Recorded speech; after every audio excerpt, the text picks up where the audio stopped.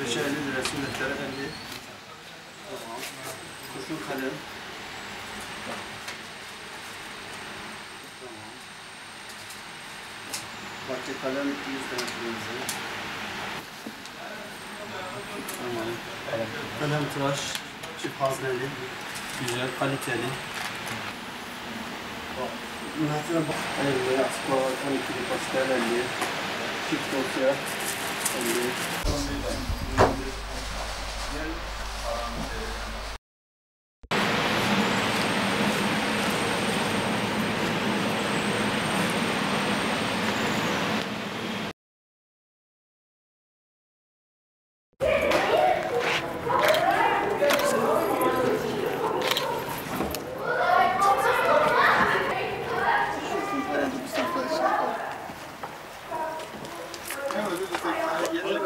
Sekizden önce geçer.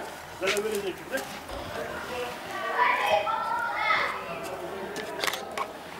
Sağ olun. Evet, nasılsınız? Şey böyle. Tam da gelmişler. Şey olarak. Belediye geliyor. Şey olarak. Evet. Tamam mı?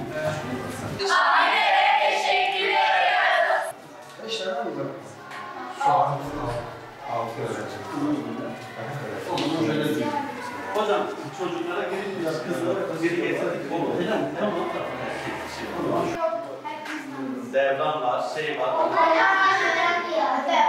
Biz böyle yapalım. Alın bakalım küçük hanım. Sizin. Kırtasiye içinde var. Tamam. Şimdi kırtasiye hazır.